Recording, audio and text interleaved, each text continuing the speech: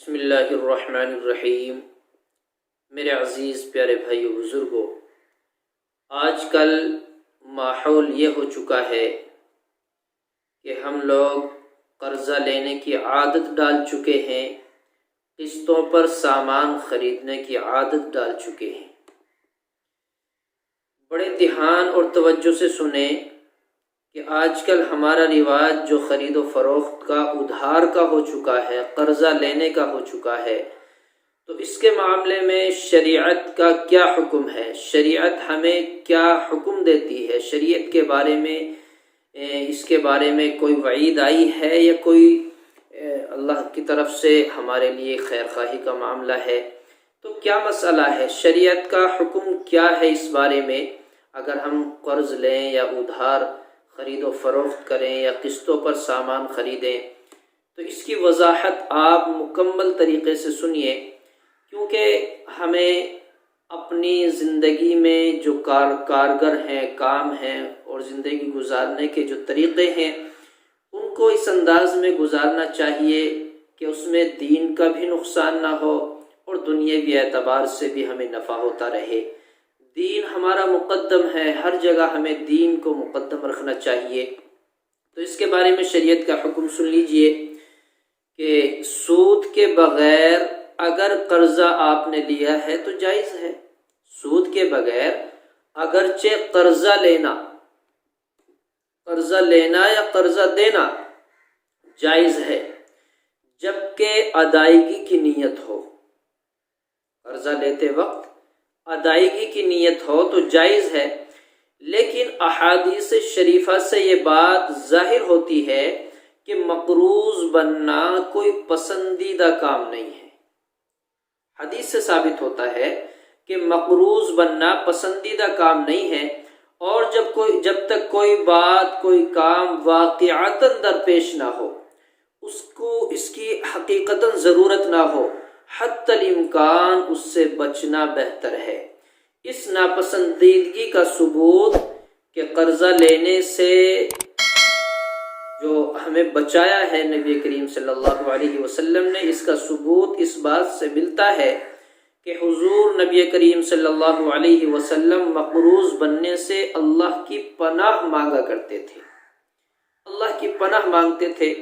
چنانچہ حضرت عائشہ رضی اللہ تعالی عنہا فرماتی ہیں، صحیح بخاری کی حدیث ہے، ان رسول اللہ صلی اللہ علیہ وسلم کان یدعو فی الصلاۃ، آخر تک یہ حدیث ہے۔ اس کا ترجمہ سن لیجئے، رسول کریم صلی اللہ علیہ وسلم نماز میں دعا فرمایا کرتے تھے۔ نماز پڑھی اور دعا فرمائی اور فرماتے تھے، یا اللہ میں گناہ سے اور مقروض بننے سے پناہ مانگتا ہوں، میں گناہ سے اور مقروض بننے سے پناہ مانگتا ہوں۔ تو کسی کہنے والے نے آپ سے عرض کیا، یا رسول اللہ، کسی کہنے والے نے آپ سے عرض کیا کہ یا رسول اللہ، آپ بکثرت قرض سے کیوں پناہ مانگتے ہیں؟ اتنی زیادہ پناہ قرض سے آپ مانگتے ہیں؟ آپ نے فرمایا، جب کوئی شخص مقروض بن جاتا ہے تو بات کرتا ہے تو جھوٹ بولتا ہے، وعدہ کرتا ہے تو وعدہ خلافی کرتا ہے۔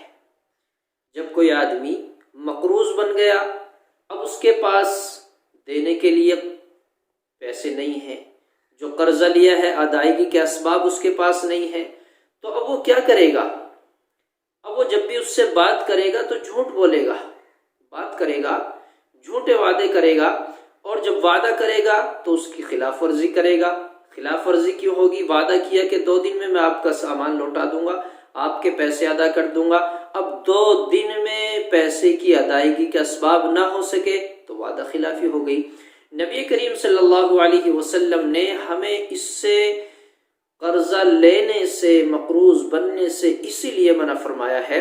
اور روایت میں ہے کہ جب حضرت صلی اللہ علیہ وسلم کے سامنے ایسے کسی صاحب کا جنازہ لایا جاتا، کسی کا انتقال ہو جاتا جن کا انتقال مقروض ہونے کی حالت میں ہی ہو گیا ہو، قرضہ اس کے ذمے تھا، اسی حالت میں اس کا انتقال ہو گیا، اور ان کے ترکے میں اتنا مال نہ ہو، مرنے والے نے اپنی جو میراث چھوڑی ہے اس میں اتنا مال بھی نہ ہو کہ اس کا قرض ادا کیا جا سکے، تو آپ اس پر بذات خود نماز جنازہ نہیں پڑھاتے تھے۔ جنازے کی نماز اس کی خود نہیں پڑھاتے تھے، کسی صحابی کو نماز پڑھنے کا حکم کرتے تھے۔ چنانچہ صحیح بخاری میں حضرت ابو ہریرہ رضی اللہ عنہ سے روایت ہے کہ ان رسول اللہ صلی اللہ علیہ وسلم کان یؤتی بالرجل المتوفى علیہ الدین۔ اسی طرح ایک مرتبہ آپ نے ایسے ہی جنازے کی نماز پڑھانے سے انکار فرما دیا۔ ایک مقروض صحابی تھے، انتقال ہو گیا، قرضہ ان کے ذمہ تھا، نبی کریم صلی اللہ علیہ وسلم نے منع فرما دیا۔ لیکن ایک صحابی جن کا نام ہے حضرت ابو قتادہ رضی اللہ تعالیٰ عنہ نے اعلان فرمایا کہ ان کا پورا قرضہ دینے کا میں ذمہ دار ہوں، میں ان کا پورا قرضہ ادا کروں گا۔ تب آپ نے ان کی نماز جنازہ ادا فرمائی، آپ نے ان کی نماز جنازہ پڑھائی۔ مستدرک حاکم میں یہ روایت بھی موجود ہے، اضافے کے ساتھ ہے کہ حضرت ابو قتادہ رضی اللہ عنہ فرماتے ہیں کہ یا رسول اللہ، میں نے اس کا قرضہ ادا کر دیا، آپ اس کی نماز جنازہ پڑھا دیجئے۔ یہ روایت بڑی اہم ہے ہمارے لیے، اور مقروض بننے کے اسباب جو ہمارے پاس ہیں ان سے بچنا چاہیے، ان سے رکنا چاہیے۔ کتاب البیوع میں، مستدرک ابن حاکم کی کتاب البیوع میں یہ موجود ہے۔ تم اپنے آپ کو امن حاصل کرنے کے بعد خوف میں مبتلا نہ کرو، اپنے آپ کو امن حاصل کرنے کے بعد خوف میں مبتلا نہ کرو۔ صحابہ کرام رضی اللہ عنہم اجمعین نے پوچھا یا رسول اللہ، وہ خوف کی بات کیا ہے، وہ خوف کیا ہے؟ آپ نے فرمایا مقروض بننا، آپ نے فرمایا مقروض بننا، یہ خوف ہے۔ دل میں خوف پیدا ہو گیا، قرضہ ہم نے کسی سے لے لیا، اب ہمارے دل میں خوف ہے، ڈر ہے، ہر وقت ڈر رہتا ہے کب وہ مجھ سے قرضہ مانگ لے اور مجھے اس کا قرضہ ادا کرنا ہے، مجھے اس کا قرضہ دینا ہے، یہ خوف دل میں رہتا ہے۔ ان تمام روایات سے یہ بات ظاہر ہوتی ہے کہ مدیون یا مقروض بننا کوئی پسندیدہ بات نہیں ہے۔ اس لیے فقہاء کرام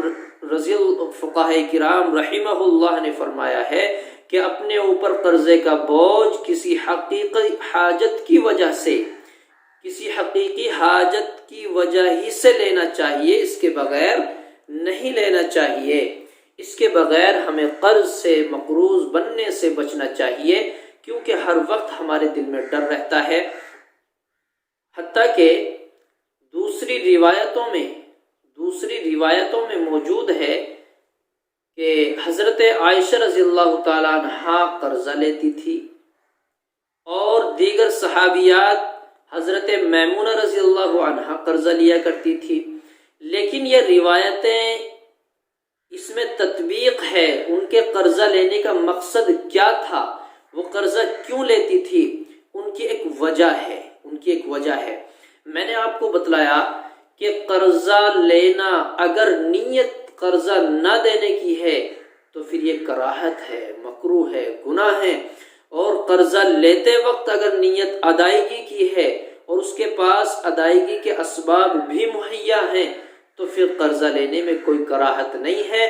بلا ضرورت، بغیر عذر کے قرضہ لینے سے بچنا چاہیے، قرضہ لینے سے بچنا چاہیے۔ میں گناہ نہیں کہہ رہا، حرام نہیں کہہ رہا کہ بھی آپ فتویٰ لگا دیں۔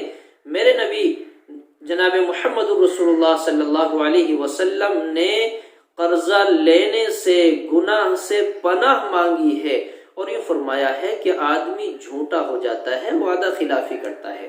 اس لیے قرضہ لینے سے ہر حال میں بچنا چاہیے۔ قرضہ حضرت میمونہ، حضرت عائشہ کیوں لیا کرتی تھی، اس کی وضاحت میں آپ کو اگلے موقع پر انشاءاللہ بتلاؤں گا۔ ہمیں قرضہ لینے سے بچنے کی تطبیق اور تدبیر اختیار کرنی چاہیے۔ اللہ تبارک و تعالی مجھے بھی، آپ کو بھی صحیح سمجھ کی، علم کی، عمل کی، فہم کی توفیق عطا فرمائے، اور ہر حال میں قرضے سے بچنے کی توفیق بخشے، گناہوں سے، ہر گناہ سے ہماری حفاظت فرمائے۔ اللہ تبارک و تعالی ہماری نیکیوں کی، سمجھداری کی، علم کی، فہم کی ہمارے لیے ایسے راستے مہیا فرمائے کہ ہم ان راستوں پر چلیں اور ہماری طرف سے دنیا والوں کے لیے، تیری مخلوق کے لیے خیر خواہی کا معاملہ ہو۔ آمین یا رب العالمین۔